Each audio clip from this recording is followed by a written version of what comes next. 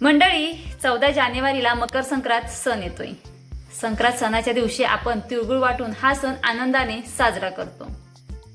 हिंदू पंचांगानुसार संक्रांतीच्या दिवशी सूर्य हा धनु राशीतून मकर राशीमध्ये प्रवेश करतो।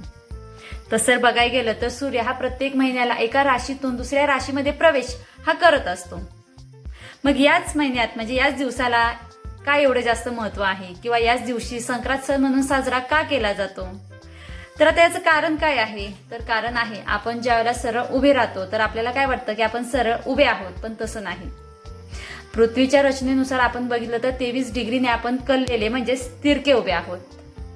म्हणजे काय, तर पृथ्वीच्या स्वतःभोवती फिरण्याचा जो अंश आहे तो अंश 23 डिग्रीने कललेला आहे, ज्यामुळे सूर्य 6 महिन्याने उत्तरेकडे सरकताना आपल्याला दिसतो आणि 6 महिने दक्षिणेकडे सरकताना आपल्याला दिसतो, ज्याला नॉर्थवर्ड पोझिशन आणि साऊथवर्ड पोझिशन असं बोललं जातं।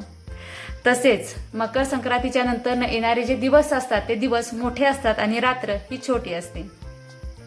आम्हाला शाळेत शिकवलंय की उत्तरायण 21 आणि 22 डिसेंबरला चालू होतं, मग संक्रांत याच दिवसात पाहिजे। मग संक्रांत ही 14 जानेवारीला कशी येते?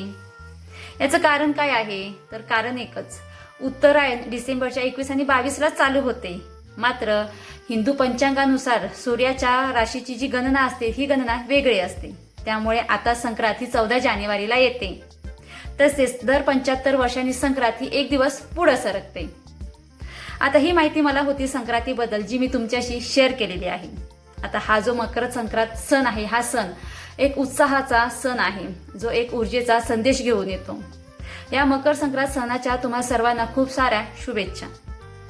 हा मकर संक्रांत सण तुम्हाला जर अजून गोड बनवायचा असेल तर तुम्ही आपला नॅचरल स्ट्रॉबेरी जाम हा ऑर्डर करून आपले व आपल्याच्या घरच्याच्या तोंडाचे गोडवा अजून वाढवू शकता। मकर संक्रांतीच्या तुम्हा सर्वांना पुन्हा एकदा खूप साऱ्या शुभेच्छा। एक पॉझिटिव्ह एनर्जी घेऊन आपण आपल्या शेतामध्ये आणि व्यवसायामध्ये काम करूया। आपले सर्वांचे खूप खूप आभार।